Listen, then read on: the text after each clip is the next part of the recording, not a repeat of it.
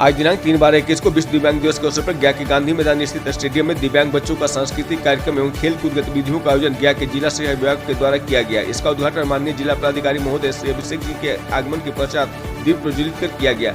दीप प्रज्वलन के पश्चात श्री अभिषेक सिंह ने कार्यक्रम में उपस्थित सभी दिव्यांग बच्चों एवं अन्य आगंतुकों को संबोधित करते हुए कहा कि आज हर क्षेत्र में कार्य कर पदाधिकारियों में एक न एक दिव्यांग व्यक्ति जरूर देखने को मिलता है, जो इस बात का सजीव उदाहरण है कि यदि इन बच्चों को भी समाज के अन्य बच्चों की तरह ही समान शिक्षा दी जाए और उन्हें उनकी रुचि के अनुसार बढ़ावा दिया जाए तो वे भी हमारे देश का नाम रोशन कर सकते हैं।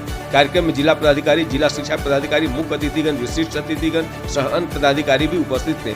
माननीय जिला पदाधिकारी महोदय ने हरी झंडी दिखाकर बच्चों के बीच होने वाली खेल कूद गतिविधियों का शुभारंभ किया और विजेता प्रतिभागियों को पुरस्कृत किया। साथ ही साथ वहां उपस्थित सभी बच्चों को उनके उज्जवल भविष्य के लिए ढेरों सारी शुभकामनाएं भी दी।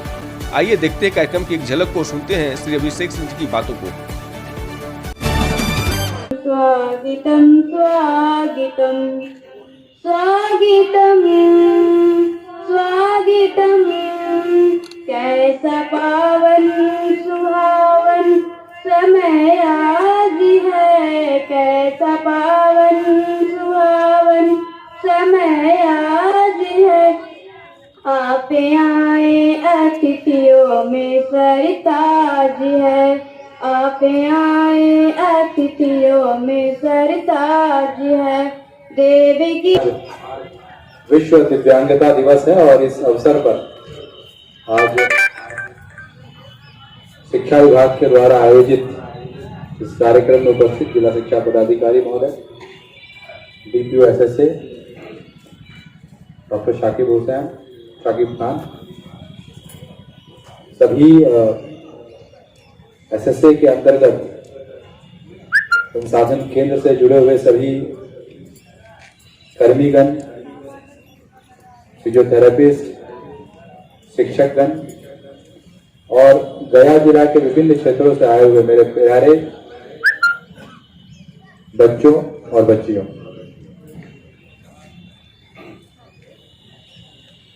मुझे खुशी है कि SSA मॉड्यूल के अंतर्गत एक व्यवस्था दी गई है जिसमें दिव्यांग बच्चों के लिए पहले उनको चिन्हित करना, फिर उनको नामांकन करना और नामांकन करने के बाद उनका जो विशेष आवश्यकताएं हैं उस आवश्यकता के अनुरूप उनको शिक्षा देना, उनको सक्षम बनाना और यह सुनिश्चित करना कि वो अपनी जो क्षमता है उसके अनुरूप पढ़ाई कर सकें, जीवन यापन कर सकें। और इसी संदर्भ में इस कार्यक्रम में भी बहुत सारे आप लोगों के बीच में प्रतियोगिताएं कराई गई हैं और उसमें आज आप में से जो भी लोग सक्सेसफुल होंगे हुए हैं उनको यहाँ पर पुरस्कृत भी किया जाएगा। लेकिन जो महत्वपूर्ण बात ये है वो ये, एक समय था जब ऐसे लोग समाज के हाशिए पे रहते थे और विभिन्न कारणों से उनको समावेशित नहीं किया जाता था विकास में या फिर समाज के प्रगति में। हमेशा जो लोग ज्यादा वोकल होते थे या जिनका आवाज सुनी जाती है, जो ज्यादा दिखते हैं, उनकी बात चलती थी या उनके बारे में सोचा जाता था। लेकिन लोकतंत्र में और खासकर लोकतंत्र में जिसमें सामाजिक न्याय की बात होती है, लोकतंत्र में जिसमें कि हर व्यक्ति का अधिकार दिया गया है, उसमें कोई भी ऐसा व्यक्ति किसी कारण से पीछे नहीं रह सकता, उसका भी उतना ही अधिकार है। और साथ में ही हमारे संविधान में दिया है कि हर व्यक्ति को अब डिग्निटी के साथ जीने का अधिकार है, यानी अपने गरिमा के साथ, स्वाभिमान के साथ जीवन यापन कर सके। और वो स्वाभिमान तब आता है जब हर एक व्यक्ति को समाज में जगह दिया जाए, उसको साथ लेके चला जाए, उसकी जो जरूरतें हैं, आवश्यकताएं हैं, उसको समझा जाए, उसके अनुरूप व्यवस्थाओं को रखा जाए, चाहे वो पठन पाठन हो, चाहे वो विभिन्न प्रतियोगिताएं हो, चाहे वो क्षमता वर्धन हो, उसको रखा जाए। और तभी हम लोग कह सकते हैं कि हम लोग समावेशी विकास या फिर सामाजिक न्याय के साथ हम लोग लोकतंत्र में कार्य कर रहे हैं। और इसमें एक महत्वपूर्ण अंग होता है हमारे सभी दिव्यांग बच्चे बच्चियां या हमारे सभी दिव्यांग बंधु, उनकी जो जरूरतें हैं, आवश्यकता है, उनको समझना, उसके प्रति संवेदनशील रहना। आज दुनिया बहुत बदल चुकी है, देश बहुत बदल चुका है। आज पूर्व में जहां दिव्यांगों के लिए समाज में एक जगह या एक विशेष माहौल नहीं था, आज हर किसी को उसके बारे में संवेदनशील किया जा रहा है, किया जा चुका है। एक अलग स्थान बनाए हैं लोग, और यह भी सुनिश्चित किया गया है सरकारों के द्वारा, व्यवस्थाओं के द्वारा, कि आप सभी को आपका हक मिल सके, चाहे वो पठन पाठन हो, चाहे वो नौकरी हो, चाहे वो विभिन्न तरह की क्षमताओं का वर्धन भी हो। 2016 में जो अधिनियम लाया गया, उस अधिनियम में दिव्यांगों के लिए उनके अधिकार के साथ साथ बहुत सारी जिम्मेदारियां विभिन्न संस्थाओं को दी गई। मैं आशा करता हूं कि उन जिम्मेदारियों का निर्वाह सभी संस्थाएं करेंगे। बच्चों, आप सब जरूर चाहते होंगे कि हम भी जब बड़े हों तो हम बनना चाहते हैं, जैसे हम बनना चाहते हैं, जिस क्षेत्र में हमारी रुचि है, पढ़ाई में है, खेल कूद में है, जिस भी क्षेत्र में हो, उस क्षेत्र में हम आगे बढ़ सकें। और आज वो समय है, हो सकता है आज से 30 साल पहले, 40 साल पहले या 20 साल पहले वो व्यवस्थाएं नहीं रहोगी, वो आपके पास अवसर नहीं रहा होगा, लेकिन आज वो समय है और आने वाला समय ऐसा है कि आप जो चाहते हैं, जैसे चाहते हैं, आप बन सकते हैं। अब आपकी किसी भी तरह की दिव्यांगता के कारण वो आपको आगे बढ़ने से नहीं रोक सकता है। आपने भी देखा होगा, रिसेंटली जापान में ओलंपिक हुआ था, पैरालंपिक हुआ था, उसमें इंडिया से बहुत सारे प्रतिस्पर्धाओं में दिव्यांग बंधुओं और लोगों ने पार्टिसिपेट किया और पूरे देश का नाम रोशन किया।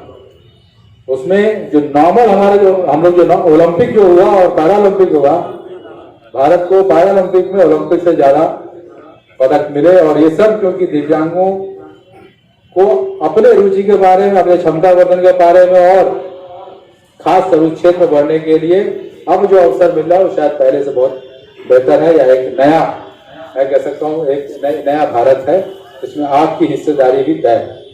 और इसी वजह से आपके जो अभिभावक भी हैं, गार्जियन भी हैं, पेरेंट्स भी हैं, उनको भी ये बात हमेशा ध्यान में रखना होगा कि हमारा अगर बच्चा अगर किसी भी तरह से, किसी भी कारण से कोई भी दिव्यांगता है, तो उसको भी उसको आगे जाने से उसको रोका नहीं जाता है। हमको संवेदनशील होना होगा, हमको उसकी आवश्यकताओं को समझना होगा, लेकिन समय के साथ उसको आत्मनिर्भर होना सिखाना होगा, आत्मनिर्भर बनना सिखाना होगा। और ये विभिन्न तरीके से है।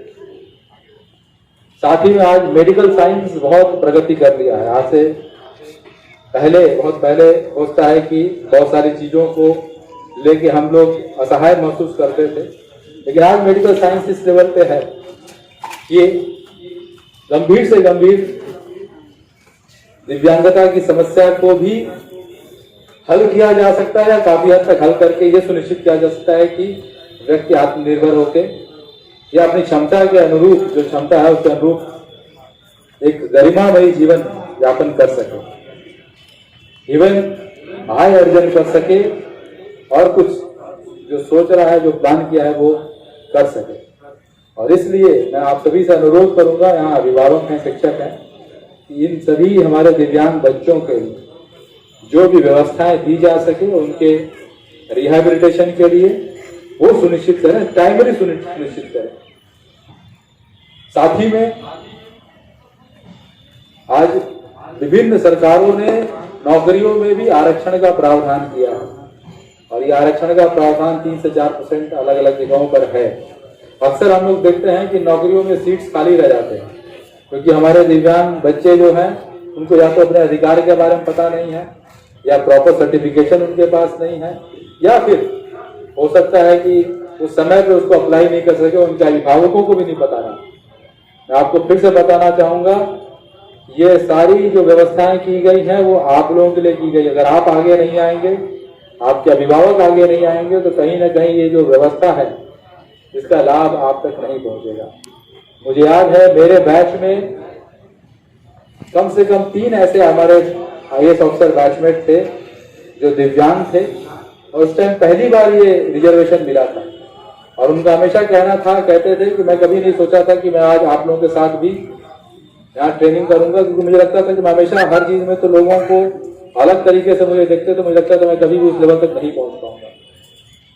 लेकिन उनको जब इस आरक्षण का लाभ मिला और उन्होंने साबित किया कि वो भी एक बेहतरीन अधिकारी बनकर कार्य कर सकते हैं और आज वो सब अपने अपने क्षेत्र में बहुत बढ़िया काम कर रहे हैं, हम लोग से बेहतर काम कर रहे हैं। तो ये दिखाता है कि आपके पास अवसर है, व्यवस्थाएं हैं और एक प्रणाली दी गई है जिसका आप लाभ उठा सकते हैं। और मैं चाहूंगा कि आने वाले समय में हम सब न केवल इस कार्यक्रम तक ही हम लोग सीमित रहेंगे, बट साल भर हमारे जो दिव्यांग बंधु हैं, बच्चे हैं, बच्चियां हैं, उनके बारे में जो भी कार्यक्रम, उनके बारे में जो भी करना है वो हम लोग लगातार करते रहें। लेकिन सबसे महत्वपूर्ण आप सब स्वयं होंगे, आप सब स्वयं को आगे आना होगा, अपने आप को उस पुनर्वासन में डालना होगा और अपने आप को यह विश्वास दिलाना होगा कि आप कोई भी चीज कर सकते हैं, कर सकेंगे। अंत में इस पूरे आयोजन के लिए मैं शिक्षा विभाग को और SSA और इससे जुड़े सभी लोगों को मैं धन्यवाद देता हूं और मैं आशा करता हूं कि यहाँ पर जो प्रतियोगिताएं हो रही हैं उसमें आप लोग भाग लेके स्पोर्ट्समैन स्पिरिट दिखाएं और उसमें शायद अगर कोई ऐसा टैलेंट हमको निकलता है, मिलता है, उसको आगे और हम लोग उसको होल्ड कर सके और नेक्स्ट लेवल पे लेके जा सके। धन्यवाद। जय हिंद, जय भारत। चलो फास्ट शाबाश।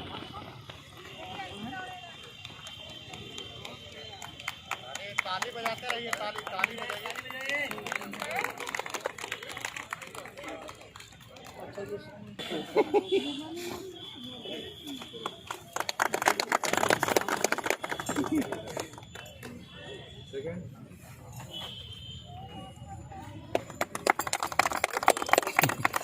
आजा बेटा, थोड़ा सा पीछे। Very good, very good. Madam का फोटो आ जाओ।